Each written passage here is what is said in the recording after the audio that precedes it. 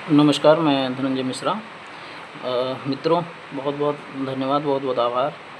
लेकिन आज बहुत दुख से हमें ये सूचित करना पड़ रहा है कि अब तक हमारे वीडियोस पे इतने कमेंट्स और इतने लाइक्स नहीं आए हैं कि हमें मोटिवेशन मिल सके अपनी वीडियो कंटिन्यू आगे बढ़ाने की। मैं बहुत ही शिद्दत से वीडियो बनाता हूँ और इतने सरल भाषा में बनाता हूँ ताकि सब लोग इसे देखें, सुनें, समझें और अपने जीवन में अमल करें। और बहुत ही आसान तरीके से कुंडली का विवेचन मैंने आप लोगों को सिखाया। अब तक जो भी हमने सिखाया, मेरे हिसाब से अब तक जो मैंने सिखाया ये बहुत ही आसान इसलिए था क्योंकि हम लोगों को छठी क्लास से लेकर के और शास्त्रीय आचार्य यानी कि ग्रेजुएशन तक पढ़ना पड़ता है। एक एक किताब में एक एक चीज़ें, एक एक नक्षत्र, एक एक राशियाँ, हर चीज़ों को इतना हम लोग को डीपली पढ़ना पड़ता है।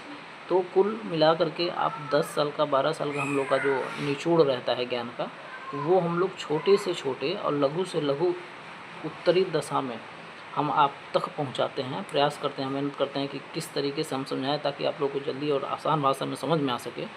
मिली जुली भाषाओं में और एकदम आसान हिंदी में हमने विवेचना किया, सिखाया, बताया, पढ़ाया।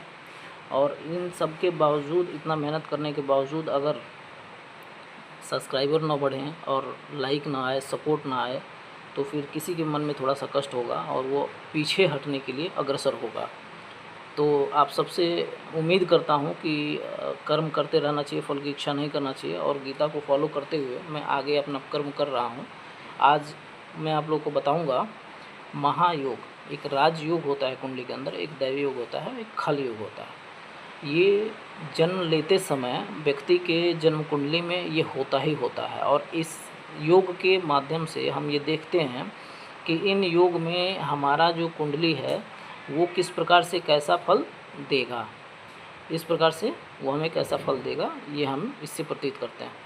तो आज जो है हम आपको इन 3 योगों के बारे में बताना चाहेंगे और इससे पहले हम आपको इसके पहले हम आपको बताया है उसके विषय में अभी मैं आप लोगों को बताऊंगा कि हम लोगों ने अब तक जो देखा पढ़ा उसका एक छोटा सा सार लेते हैं। हमने राशि और उनके स्वामी के बारे में पढ़ा। हमने लग्न, ये जो हमारी जो कुंडली होती है वो 12 कुंडली का 12 भाव कौन कौन सा होता है, उनका स्वभाव क्या होता है, हमने इनके बारे में पढ़ा।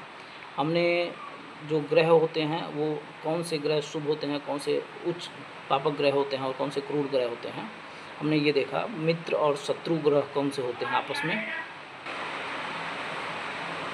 हमने कुंडली के पिछले भागों में पढ़ा है कि